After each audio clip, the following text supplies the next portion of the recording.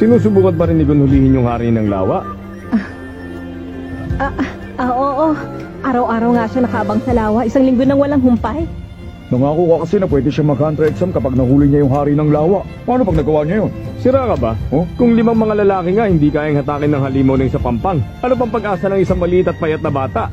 Ayaw lang siya payagan itong si Mito na mag-hunter exam kaya niya sinabi yon. Nalimutan mo na bang ganyang edad din yung tatay ni Gon nung nahuli niya yung hari ng lawa noon? Hindi mahuhuli ni Gon yun. Imposible.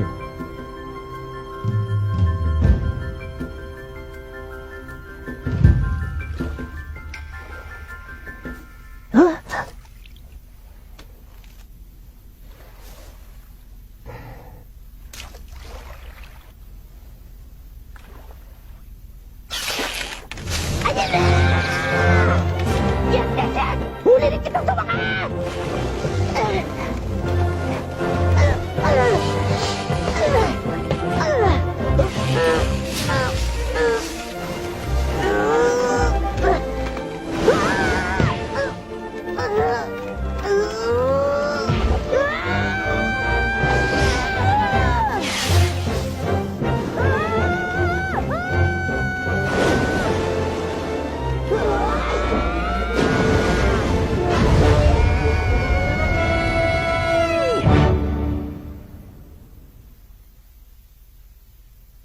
Ang laking huli niyan! Yan ba yung pinaguli ang hari ng lawa? 20 taong bilating nila rito yan ah! Sabi sa inyo eh! Tatay din ni Gon ang nakahuli niyan dati! Tunay nga silang mag-ama!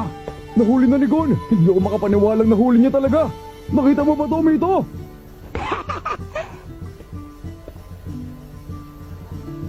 Tita Mito, kita niyo po? Natupad ko ang kondisyon yung hulihin ng hari ng lawa. Ibig sabihin nito, pwede na ako mag-hunter exam, di ba? Di ba?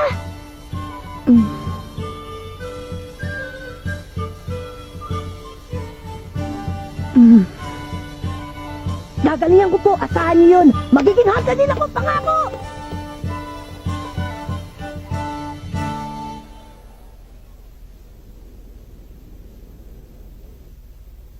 Siguro nga talagang nasa dugo nila yun, ano? Biruin mo, wala pang ibang nakahuli sa hari ng lawa mula nung nahuli yun ni Jin sa murang edad na 12 anyos. At ngayon, anak naman niyang si Gon na nakahuli sa edad na 12 anyos din. Pareho ang sigla at kislap ng mga mata nila, hindi ba? Magkatulad talaga sila. Alam mong wala na tayong magagawa. Wala na makakapigil sa kanya. Desidido ka na ba talaga?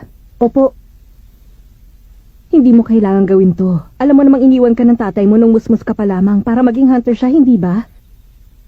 opo, alam ko. Mas piniling niyang maging hunter imbis na alagaan ka. Ang galing po nun, di ba?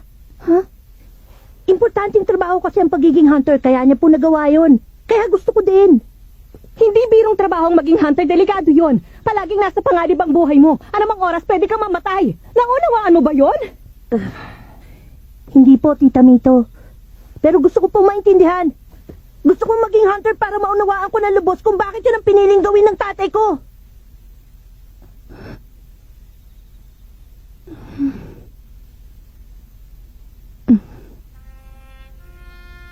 Ay, suko na ako.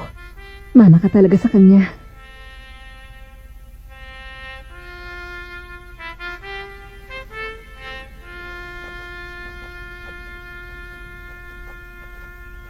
Hindi ko kayo bibiguin, Tita Mito. Makakapasa ako sa exams at magiging hunter din ako. Basta ang gusto ko, makabalik ka dito ng ligtas. Kaya mo bang ipangako sa akin yun? Opo, pinapangako ko po. Pangakong binitiwan sa kaibigang hinliliit, ang hindi tumupad kakain ng siling pinitpit. At sabay, kiss! Choo!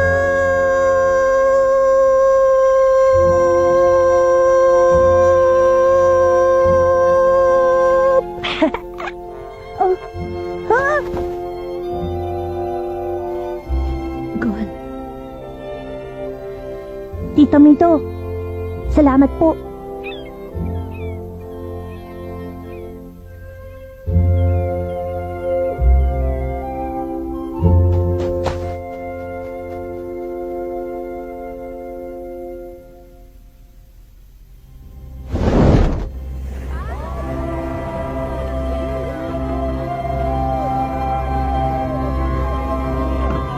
Dapat magbalik mo rito, handle ka na ha! Ipakita mo sa kanila ka nakadala ko ng tatay mo, Gon!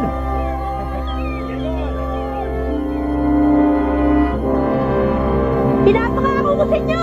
Magiging pinakamagaling na hunter ako sa buong mundo! At kapag naging number 1 na ako, babalik ako! Kaya hintayin niyo ang araw na yan!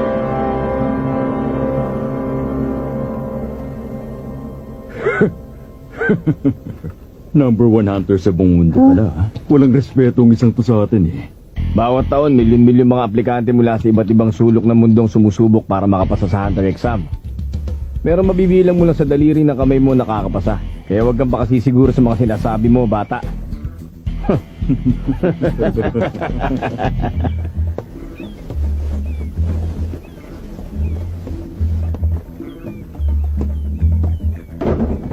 Ano ka ba naman, Katso? Paano kung magiging disenteng bandaragat yan kung palagi ka nalang lalampa-lampa?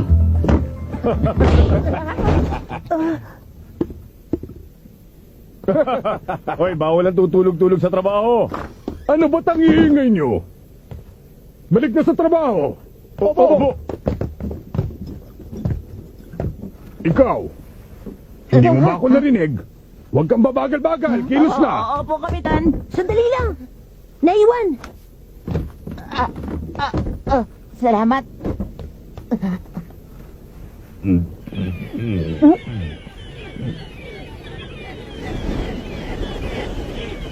May paparating na bagyo! Paano mo naman nalaman yon, bata? Kasi po, yun ang sinasabi ng mga ibon. Talaga? At saka...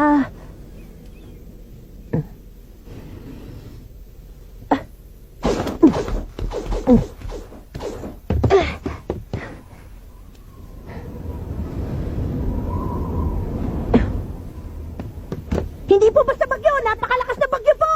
Oo. Maniwala po kayo! Parating na, naamoy ko po sa hangin! Ang batang to.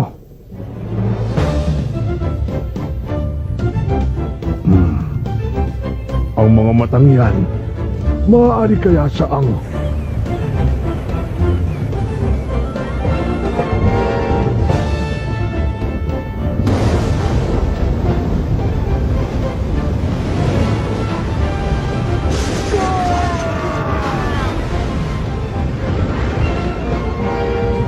Kapitan!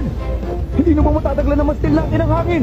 Kailangang ibaba na ang mga layas! Huwag niyong ibababa! Nagsisimula pa lang gumanda at takbo ng biyahe natin eh!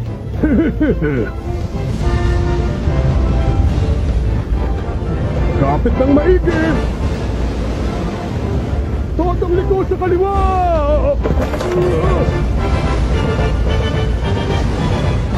Lipat na!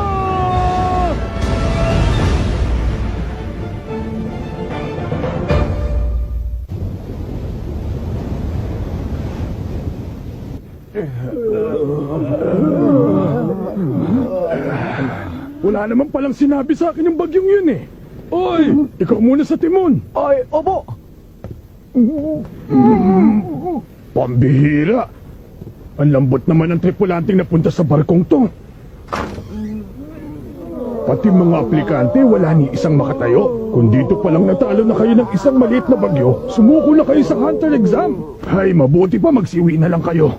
Eto, may gamot pa po ako dito. Kapag ninuya nyo yan, bubuti ang pakiramdam nyo. Tubig. Ikukuha ko yan ng tubig, sandali lang.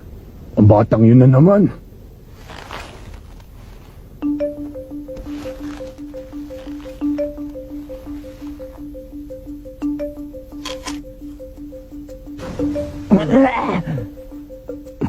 Ang asim naman sanas na to. Aba. Mukhang may iilan din palang tigasin na naligaw dito sa barkong to ngayon ha. Makikiraan po. Heto na yung tubig. Maraming salamat. Ayan, sige. Inumin nyo na to.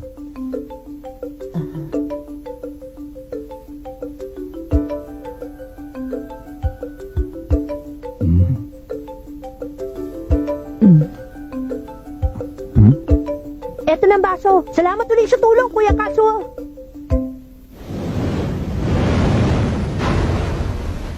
Bago ang lahat, kung maaari magpakilala muna kayong tatlo. Ako po si Gon. Ako, Kurapik ang pangalan ko. Ako lang naman si Leorio.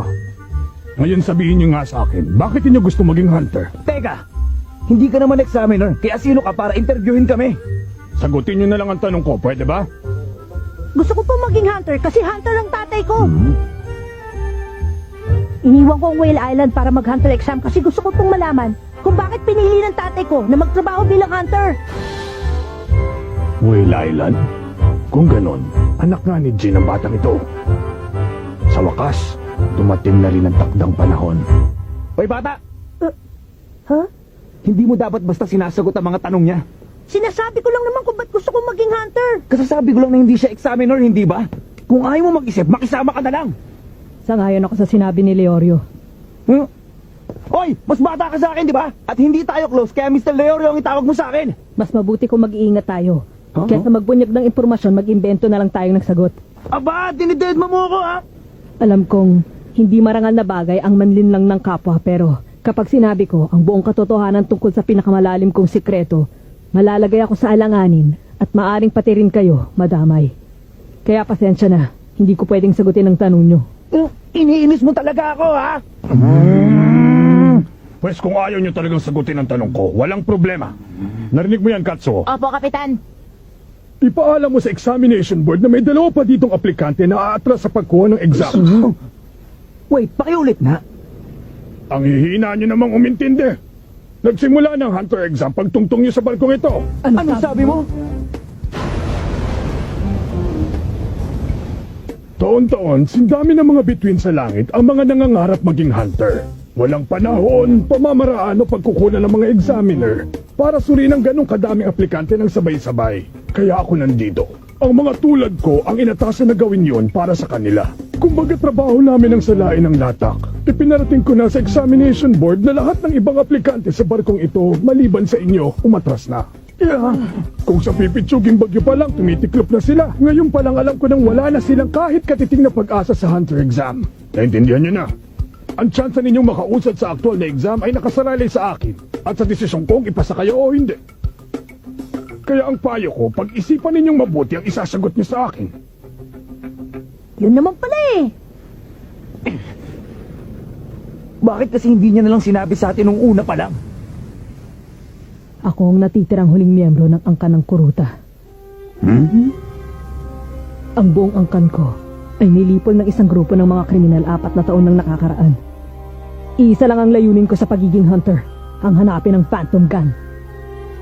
Kung ganon, hinahangad mo pala maging bounty hunter. Siguro naman alam mo na ang Phantom Gang ay may Class A bounty. Kahit ang mga pinakabiyasang hunter hindi sila magalaw, masasayang lang ang buhay mo pag tinarget mo sila. Hindi pagkamatay ang kinatatakutan ko, kundi ang posibilidad na maaaring sa paglipas ng panahon, ang galit sa puso ko ay unti-unting mawala ng alab. Sa madaling salita, gusto mo lang pala ay maghigante. Bakit ka nandito? Kailangan mo pa bang maging hunter para lang gawin ang bagay na yon? Sa lahat ng narinig kong lumabas sa bibig mo, Leorio, yan na sigurong pinakawalang kwenta. Sabi ng Mr. Leorio eh! Mga lugar na walang ibang may access kundi hunters. Huh? Mga sikretong impormasyon. At iba pang kalamangan. Siguro nga sadyang hindi talaga kayang iproseso ng mahina mong utak ang mga dahilang yun. Ginoong Leorio! Kaya po, ano po ba ang dahilan at gusto niyo maging hunter? Ako ba? Simple lang naman ang dahilan ko. Gusto ko ng pera. Kahit anong gusto mo, pwede mo pa sa'yo pag may tatong ka! Sarili kong palasyo! Magarang kotse! Mamahaling anak! Sayang lang hindi nabibili ng perang delikadesa, Leorio.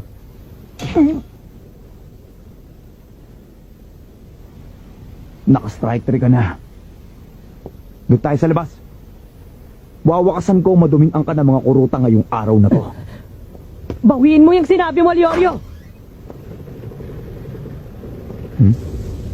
Bawiin mo sinabi mo! Mr. Leorio sabi. Oy, kayong dalawa! Hindi pa tayo tapos mag-usap dito! Bayaan muna natin. Dati po, may sinabi sa akin si Tita Mito. Kung gusto mo talagang makilala ang isang tao, dapat mo munang unawain kung ano-anong dahilan ng mga ikinagagalit nila. Napaka-importante pong maunawaan nilang dalawa kung bakit sila nagagalit sa isa't isa. Kailangan nilang harapin yun, kaya pabayaan na muna natin sila. Kapitan! Doon! Tingnan niyo po!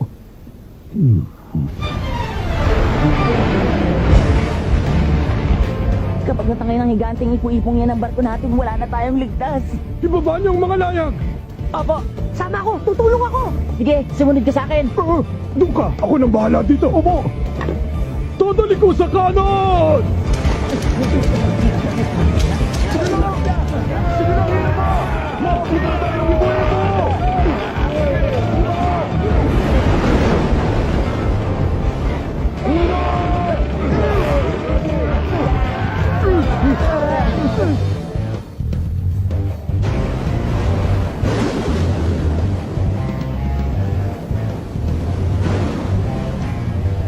Bawiin mo yung sinabi mo sa akin kanina!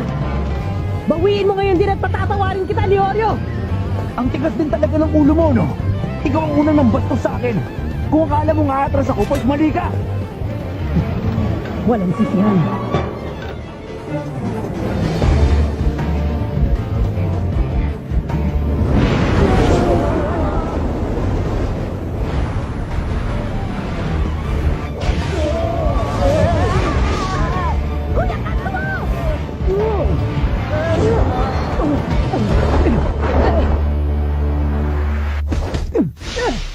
Kainis!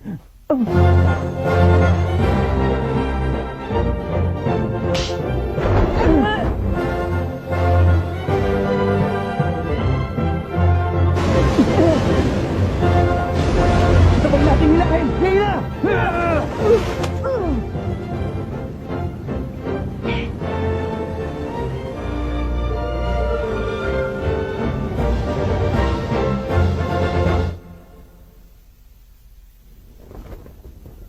Baliw ka ba talaga? Mabuti na lang at nahuli namin ang mga paa mo. Kundi malamang sa tiyan ng pating ka namin pupulutin ngayon. Ikaw talaga, Gon. Mapanganib yung ginawa mong yun. Pero okay naman ang kinalabasan, di ba? Oo. Nahuli niyo ako. Sabay na sabay pa nga kayo eh. Oo nga, pero kahit na. Gon! Kuya Katsuo! Salamat niligtas mo ako, Gon. Utang ko sa iyo ang buhay ko. Oo, pero hindi ko nagawa yun na mag-isa. Niligtas nga kita, pero niligtas naman nila tayo. Maraming salamat po sa inyo. Wala yun, no? Huwag ka nang magpasalamat. Wala yun. Ang totoo, masaya kami at ligtas ka. Oo nga po. Salamat po uli. Sige, balik na ako sa estasyon ko. Ano na naman? Inamin kong bastos yung ginawa ko. Pasensya ka na sa akin, ha, Mr. Leorio. Ha? Bigla nagbagong ihip ng hangin. Masyadong formal. Ang sagwa, ibalik mo na lang sa Leorio. Pasensya ka na rin sa ginawa ko. Binabawi ko na lahat ng masasamang sinabi ko tungkol sa'yo. Di ko naman sinasadya eh. Okay lang, kalimutan mo na yun.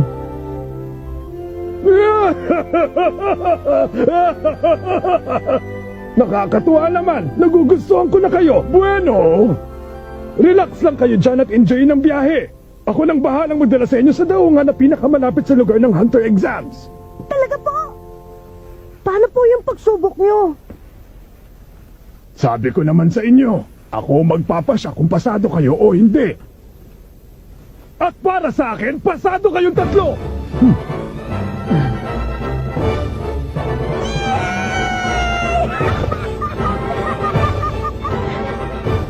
At dito na nagsisimula ang pakikipagsapalaran ni God upang maging hunter tulad ng kanyang ama.